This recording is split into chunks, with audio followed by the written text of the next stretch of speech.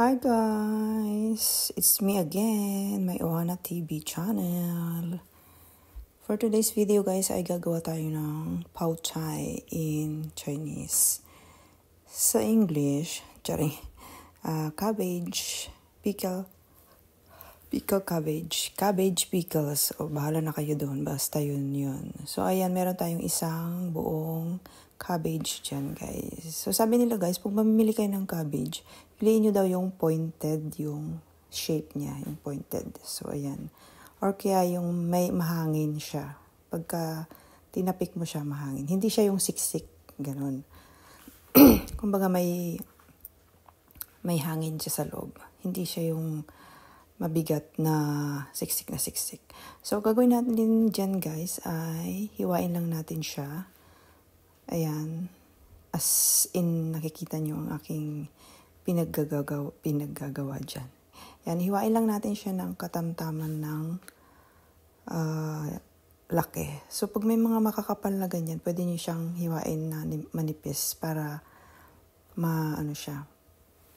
matanggal yung excess water niya pag nilagyan natin siya ng asin. Kasi lalamasin natin siya ng asin at ibababad natin siya sa asin in 1 hour or more para matanggal yung mga excess na water niya guys.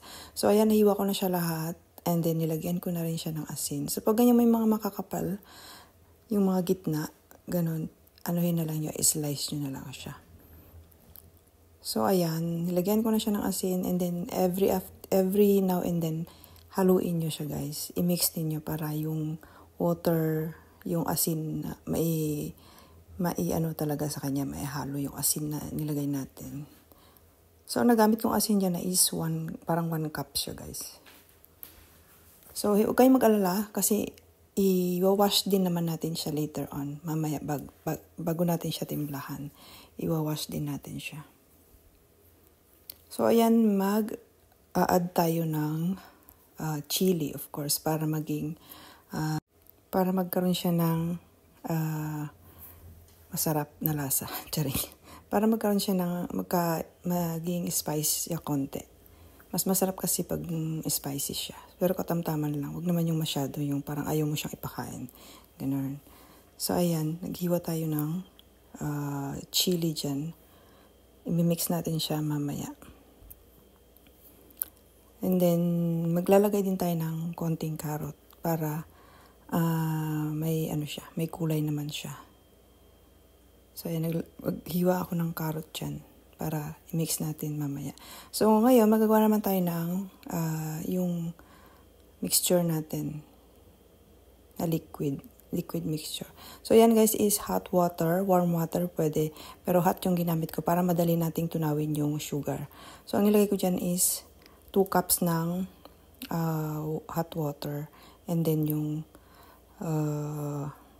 sugar na 1 cup din na sugar. Pero depende sa inyo kung gaano karami yung gagawin ninyo. So, depende na lang sa inyo. And then, nilagyan ko siya ng apple cider. Yung apple cider na ginamit ko dyan is yung homemade apple cider na ginawa ko dati. So, may video rin ako dyan.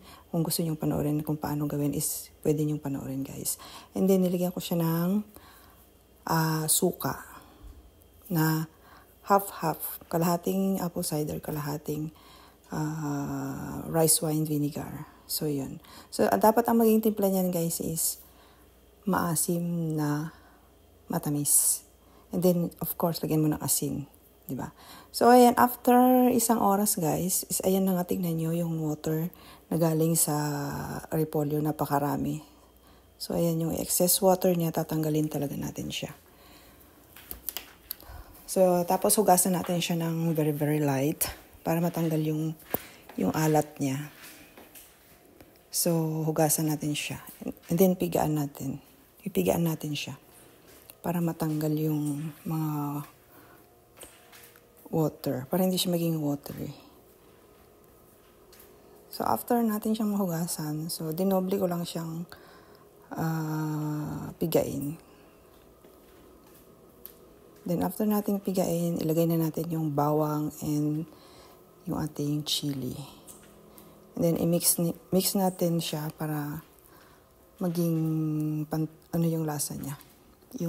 Yung chili niya maging lumasa yung chili dun sa repolyo natin. Pao chai sa Chinese. Mostly yan guys natitikman nyo pag kumain kayo ng chow tofu. Yun. Siya yan. And then, ilagay na natin siya sa garapon. May container ako dyan. Glass container guys ang ginamit ko para mas maganda of course. Mas maano kasi walang chemical pag glass container. So, kailangan natin glass container. Pero kung wala kayong glass container, pwede rin naman guys. So, it's your choice. So, yan. Ilagay ko na siya sa glass container. And then, ilagay natin yung ating mixture na tinimpla kanina. Yung suka, asin, and yung asukal. Brown sugar or white sugar will do guys. Pwede yung gamitin. Ayan. So, dapat yung mixture and then dapat pantay siya guys. Pantay hanggang ibabaw. So ayan, tamang-tama lang yung na-prepare kong container dyan. Isang malaki at isang maliit. Parang sinukat. Ganon. Ayan, ilagay natin yung natitirang konti. And saktong-sakto lang din yung tinimpla natin ng 2 cups ng 2 cups ng water, 1 cup ng vinegar. Nasa sa inyo na guys kung gaano kaasim ang gusto nyo. So, nasa niya, panlasa nyo. So, ayan, saktong-sakto lang yung mixture natin na ginawa. Oh. Sukat na sukat. Tsari. So, ayan na siya guys. So, after nito guys, pwede mo na siyang ilagay sa ref. Kung nagmamadali ka, kinabukasan pwede na rin siyang i-serve. Pero the longer, the better. Kasi mas na-peppermint yung cabbage natin. So, mas masarap siya pag tumatagal. So, lagay natin siya sa ref. After 4 hours, pwede na natin siyang i-serve.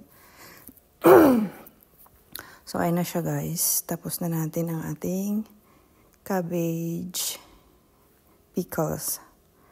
So, thank you guys for watching and don't forget to like and subscribe my channel. Bye-bye.